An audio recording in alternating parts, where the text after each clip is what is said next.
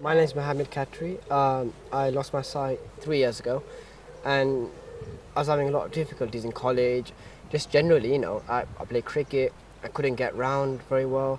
I had to be guided everywhere with sight, and eventually, it just took its toll.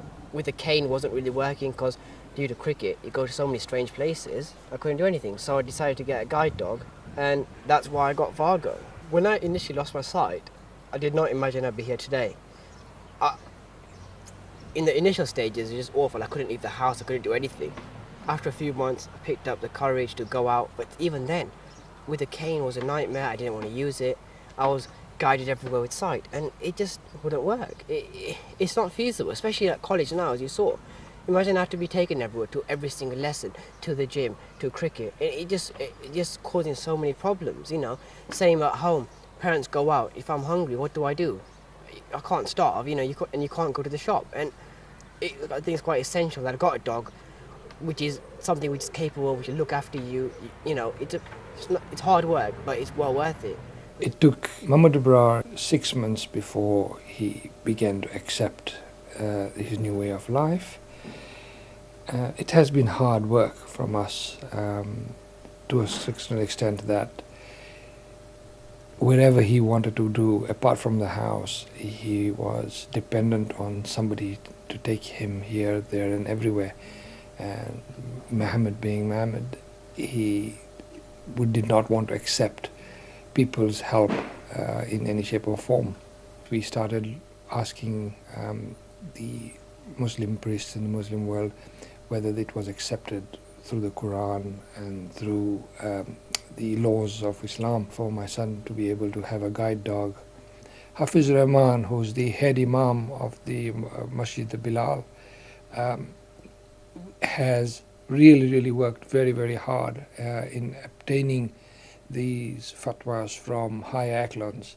Generally, Muslims will regard the saliva of the dog, and some schools of law regard the dog as a whole as ritually impure. And therefore, culturally also, there are issues with having a dog in a Muslim home. Most Muslim homes would not have a dog as a pet. There is a solution according to Islamic law, and we will help Muhammad, and I hope so. He will be, his rest of life will be easy. I have make a link up with the other Islamic clerics, and I've told them, look, this is the situation, and we have to think about it, and we have to solve this problem according to Islamic law. And then they said, okay, yes, we will be happy and we will be agree with it. And they have wrote the Solomon, which is called a fatwa. Muslims are in need of a fatwa when they are faced with a new situation that they did not face previously. In this example, we have the use of a guide dog. Not only that, but bringing of the guide dog into a mosque. It's something that we've not faced before. So the legal experts of Muslim law sat down and deliberated the issue. They examined the situation, of the nature of the dog, what kind of training it's had, whether it is dirty or clean, and all those issues have been taken into account.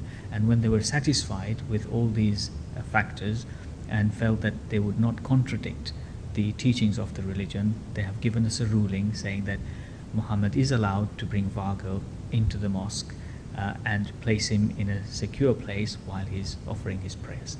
This assures Muslims that what they're doing is legal in the eyes of God, and they are not sinful for carrying out this act. For Muhammad, I think it's going to be a life-changing experience.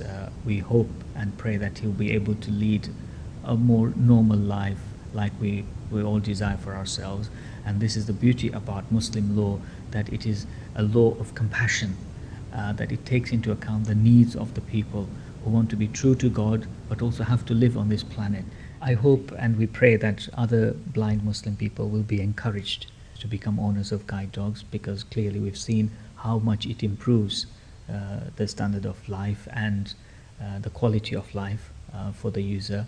And we hope that more and more scholars will now, within their own circles, within their own schools of law, will deliberate this issue and issue fatwas which allow their communities to become guide dog owners, and indeed to allow and welcome guide dog users to the mosque.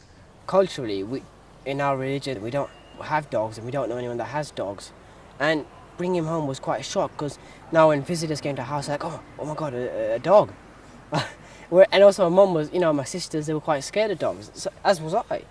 Even when I first got him home, I was a bit fearful, but now, you know, he's like one of your best friends. And it's the same with my family. We've got used to it, and it was quite a battle getting the dog, because, you know, a lot of people opposed it and said, oh, you shouldn't have a dog, it's against your religion. But eventually, going around things and, you know, talking to high people within the region, they said, yeah, it's allowed, and it doesn't really matter what other people say. It's for your benefit and your aid, so you do it. It's made a real big difference to me, because now, as you saw, I met yourselves today, I went to the gym earlier, I was at cricket earlier, I had to go see a teacher. You know, I'm going to go home, I come every morning to college. I'm now used to, regardless of where I go, I've got someone with me or something with me. If you're the type of person that needs mobility and doesn't like to be guided like how I was, it's essential you get it. It's very, very important. They change your life. It's just one of those things. It's almost like as if it's just your life seems to be made a bit more complete. If you have any questions about guide dogs within Islam, please feel free to contact Hafiz Rahman, Head Imam at Bilal Mosque, on 07989 141 711, or Ghaffar Katri at ghafarkatri@hotmail.com. For more information on guide dogs, please visit www.guidedogs.org.uk or call 0870 240 6993.